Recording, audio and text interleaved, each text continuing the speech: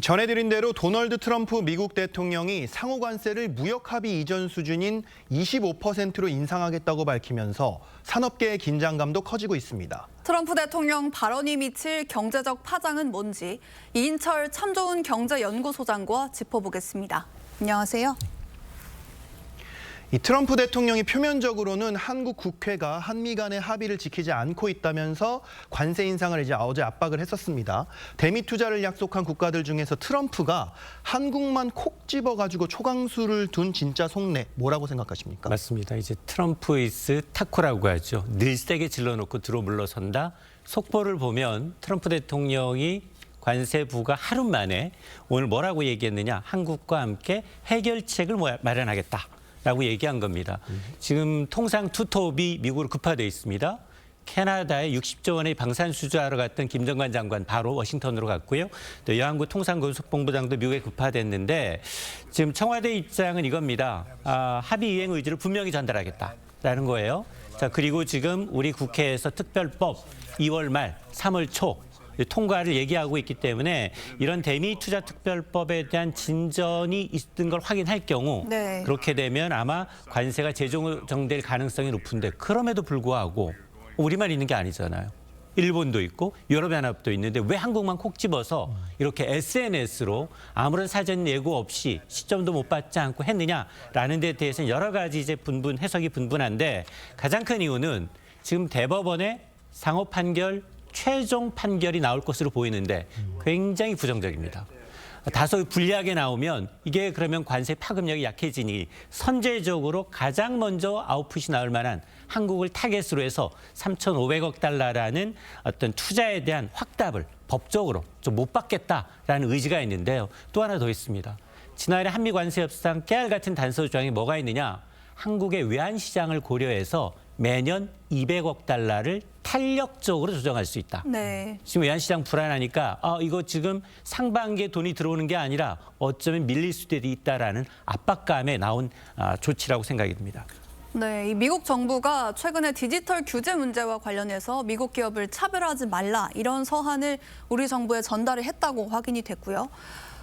최근에 김민석 총리가 방미했을 때 월스트리트 저널 보도에 따르면은 벤스 부통령이 쿠팡 같은 미국 기업에 대한 불차별을 주지 말라 이렇게 말을 했다고 하던데 이 내용도 관세와 관련이 있을까요? 맞습니다. 우리는 2주 전에 온 문서를 그냥 의뢰의 미국이 하는 처사겠지라고 해서 조금 일축을 했는데 깨알같이 좀 들여다보니 타이밍이 묘하다는 겁니다.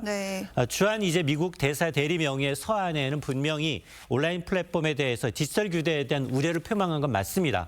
정확하게 2주지 지금 트럼프 대통령이 직접적으로 관세를 언급한 부분에 대해서 이걸 너무 간과한 게 아니냐라는 얘기가 나오는데요. 지금 이제 쿠팡은 굉장히 대대적으로 미 지금 행정부에 대한 로비를 하고 있죠. 실제로 미 의회 행정부 내부에서도 지금 성공한 미국 기업에 대한 한국의 차별이다. 이게 오히려 중국 기업한테 좀 유리하게 가고 있다라고 이제 판단을 하고 있다는 겁니다.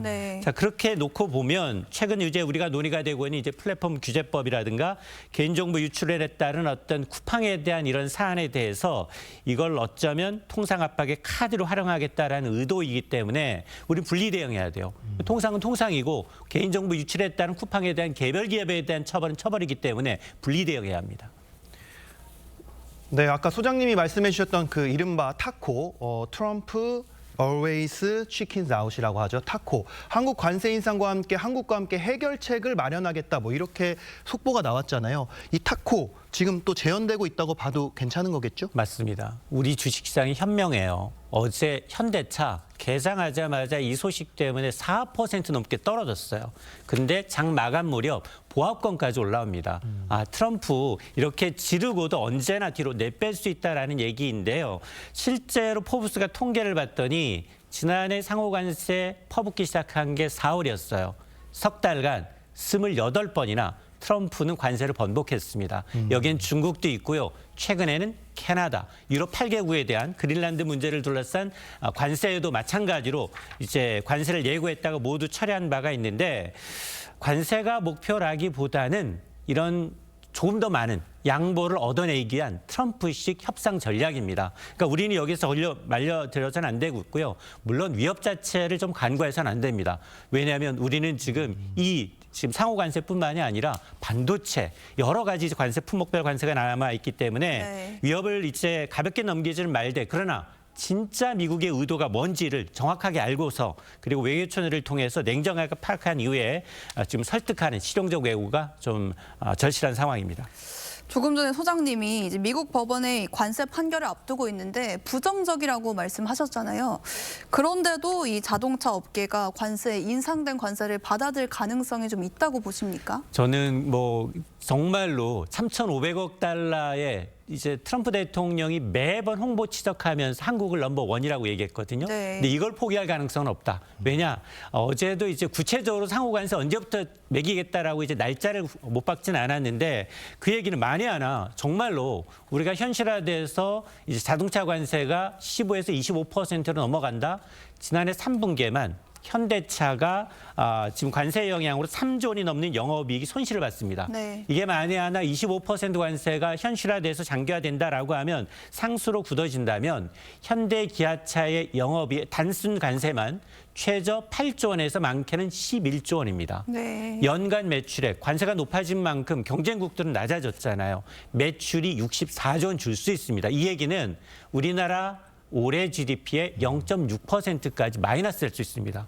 정부의 올해 경제성장률 목표치 2.0, 한국은행의 경제성장률 목표치 1.8에 0.6을 제외하게 되면 지난해도 가까스로 반올림에서 1%에 올해도 1%대 성장을 볼 수 있고 특히나 지금 한국 생산량이 90%를 미국으로 수출하고 있는 한국 GM은 철수설이 또 나올 수 있습니다. 네. 여기다 소재, 부품, 장비 모두가 어려워질 수 있습니다.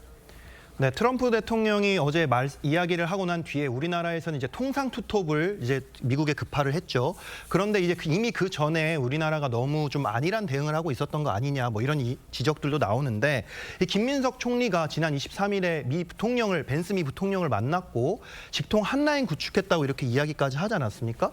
이게 언지를 못 받은 건지, 뭐 한라인이 지금 뭐 작동을 안 한 건지 이런 상황들은 어떻게 좀 보고 계십니까? 맞습니다. 이제 김 총리가 40여 년 만에 이제 미국을 방문해서 이제 새로운 역사를 열었다. 그리고 이제 벤스 부통령과 직통 번호 한라인까지 교환을 했다라고 했는데 그 한라인은 작동되지 않았습니다. 사실은 이제 그러다 보니까 야당이 이를 두고서 귀국 하루 만에 뒤통수를 맞은 관세 참사다라고 좀 규정을 하고 있는데요.